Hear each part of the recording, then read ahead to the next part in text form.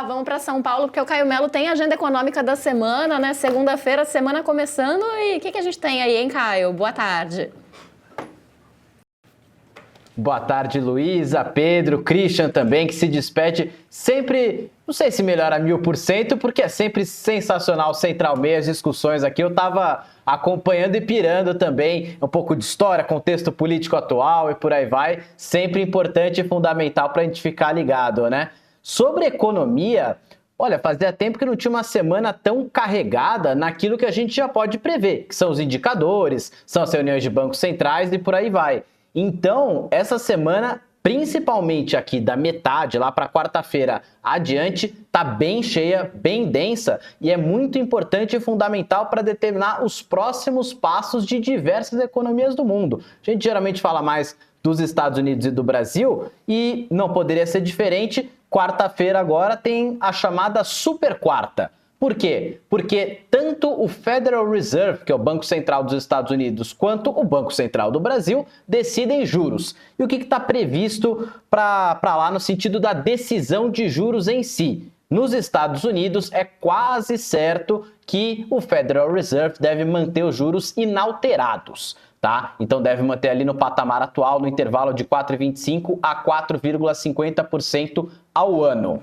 No Brasil, é muito provável também de que o Copom aumente em 100 pontos base a Selic, que é a taxa básica de juros da nossa economia, saindo então de 12,25% para 13,25%. E isso não sou eu que estou dizendo, é o próprio BC que disse no comunicado da reunião de dezembro, que também aumentou juros em 100 pontos base e prometeu um aumento parecido, ou aliás, um aumento de mesma magnitude para janeiro e março.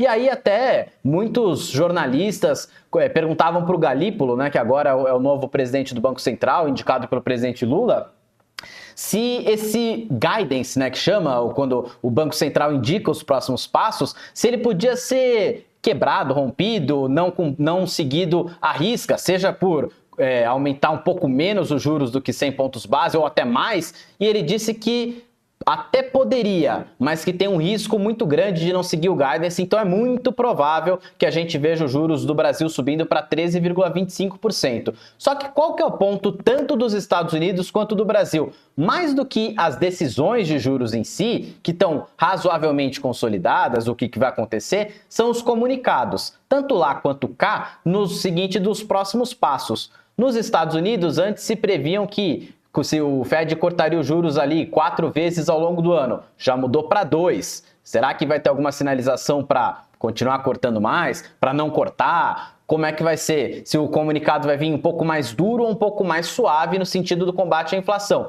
E no Banco Central aqui do Brasil, a questão é também se eles vão manter a mesma magnitude não apenas para março, mas para maio, para a reunião de maio. Então, ponto para a gente ficar de olho também.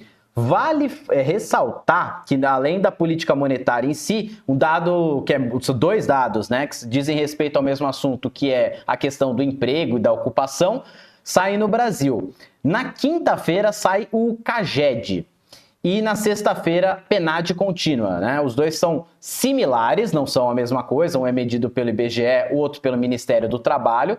E os dois são referentes a dezembro. A tendência é que os dados venham positivos no sentido de criação forte de empregos, sobretudo pela sazonalidade, que dezembro tem muita contratação temporária, ali, vagas do final de ano e por aí vai. Então pode mostrar um mercado de trabalho aquecido, num momento em que a economia já dá sinais de eventualmente uma desaceleração. E aí, num oferecimento de vamos vender o nosso peixe também, no meio, aos sábados, a gente produz reportagens especiais e tem uma reportagem lá sobre esse aspecto, né?